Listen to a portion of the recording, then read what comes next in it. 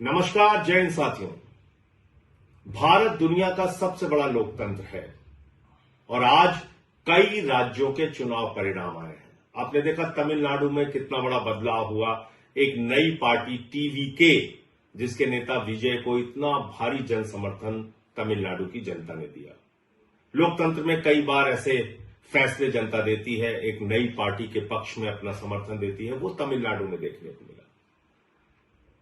बंगाल में जो कुछ हुआ, आज उसको लेकर टीवी चैनल पे जश्न मनाया जाएगा। गोदी मीडिया बड़ी बड़ी बातें करेगा, तमाम उपलब्धियां गिनाएगा मोदी जी की और अमित शाह जी की और भारतीय जनता पार्टी की नीति की, रणनीति की, बहुत सारी बातें होंगी।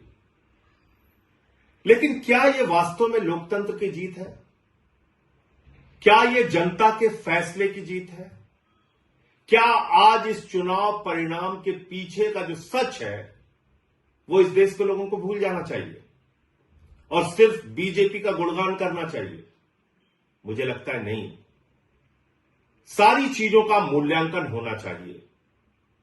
किस तरह से बंगाल के चुनाव को चुनाव आयोग ने प्रभावित किया, किस तरीके से एसआईआर के जरिए जनता के वोट को लूटा गया। आज पता यह चल रहा है कि 3 से 4 लाख वोटों का अंतर है बीजेपी और टीएमसी के बीच में। यह पता चल रहा है कि 2% वोटों का अंतर है टीएमसी और बीजेपी के बीच में। हो सकता है उससे भी ज्यादा हो जाए, 2-4% हो जाए अंतिम परिणाम आने तक। लेकिन क्या यह 2-4% का जो डिफरेंस है यह सही है? यह वास्तव में बीजेपी का चुनाव जीतने का आधार है? क्या सचमुच में इस अंतर के साथ बीजेपी चुनाव जीत सकती थी? नहीं।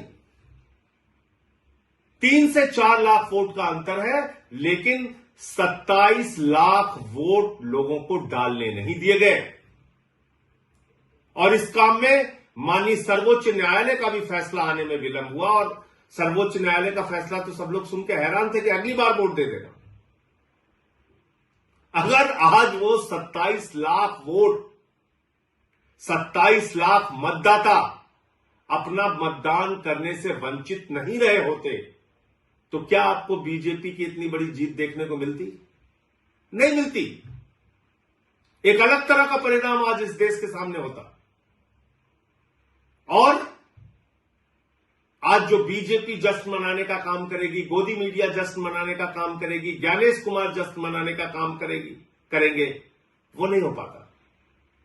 लेकिन दुर्भाग्य से एसआईआर के जरिए लाखों मतदाता, 27 लाख मतदाताओं को वोट के अधिकार से वंचित कर दिया गया। तो ये जो बंगाल की जीत है भारतीय जनता पार्टी की, दरअसल ये लूट तंत्र की जीत है, लोकतंत्र की जीत नहीं है।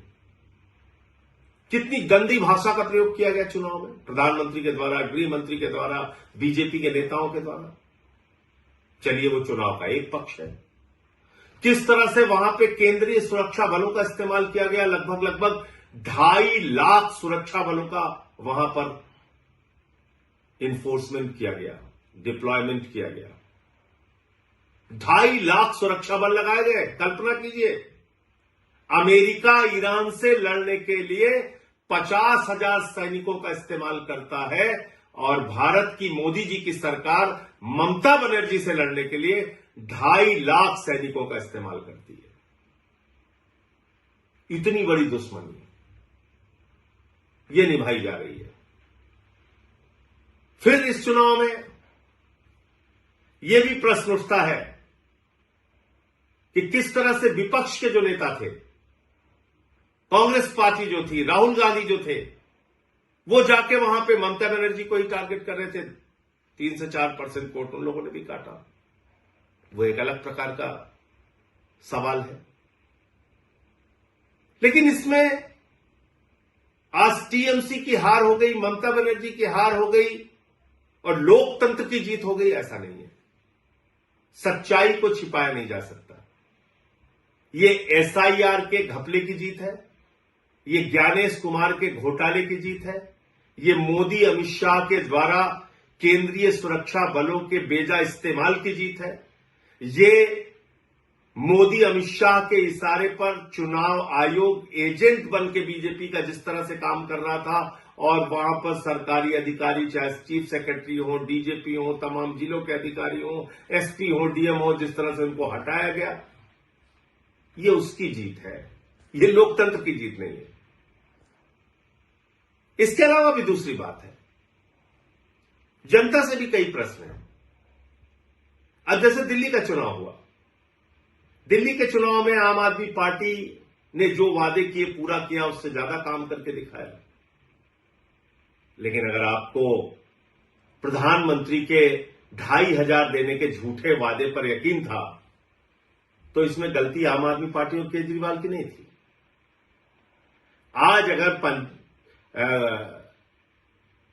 बंगाल के चुनाव में, पंजाब के चुनाव में या दूसरे राज्यों के चुनाव में भारतीय जनता पार्टी जाती है, झूठे वादे करती है, उत्तर प्रदेश के चुनाव में, और उसका मूल्यांकन किए बगैर अगर आप उसको वोट करते हैं, तो इसमें उन पार्टियों की गलती नहीं है।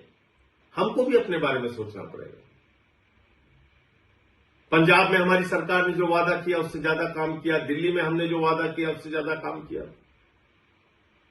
लेकिन मोदी जी झालमुड़ी खा के चुनाव जीत रहे हैं, झूठे वादे करके चुनाव जीत रहे, कह रहे 3,000 रुपए देंगे। दिल्ली में महिलाओं को 2,500 नहीं दिया, बंगाल में जाके कह रहे 3,000 रुपए देंगे। उनकी नफरत की राजनीति पे अगर आपको गुस्सा नहीं आता, अगर 993 रुपए सिलेंडर का दाम बढ़ जाता है उस पर गुस्सा नहीं आता, चुनाव ठीक खत्म होता है उसके तुरंत बाद, और हम लोग कह रहे थे कि निश्चित रूप से गैस के दाम बढ़ेंगे, 261 रुपए 5 किलो के सिलेंडर का दाम बढ़ गया, अब पेट्रोल डीजल के भी दाम बढ़ेंगे। लेकिन अगर इन सब बातों से जनता को कोई फर्क नहीं पड़ता, तो भारतीय जनता पार्टी को क्यों फर्क पड़ेगा?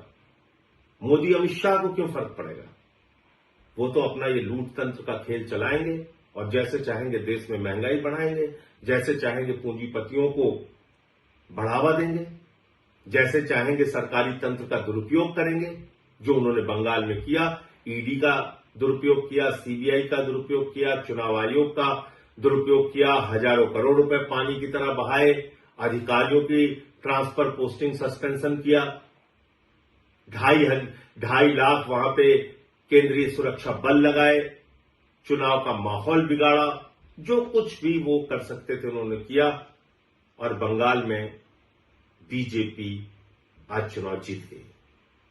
लेकिन याद रखिएगा, उड़ीसा की हालत अभी आपने देखा होगा, जीतू मुंडा की तस्वीर देखी होगी, किस तरह से वो अपने बहन के कंकाल को अपने कंधे पे लेके डबल इंजन की सरकार में बैंक जाते हैं 20,000 रुपए पाने के लिए। बंगाल में भी अभी आ गए। जो नफरत की राजनीति पूरे देश में बीजेपी कर रही है, अब उसकी शुरुआत बंगाल में भी होगी। बिहार में भी इन्होंने नीतीश कुमार जी को हटा दिया, वहां सम्राट चौधरी आ गए, वहां भी अब वही सब खेल होगा। इन सब के पीछे आपके मुद्दे कहां हैं? देश कहां खड़ा है?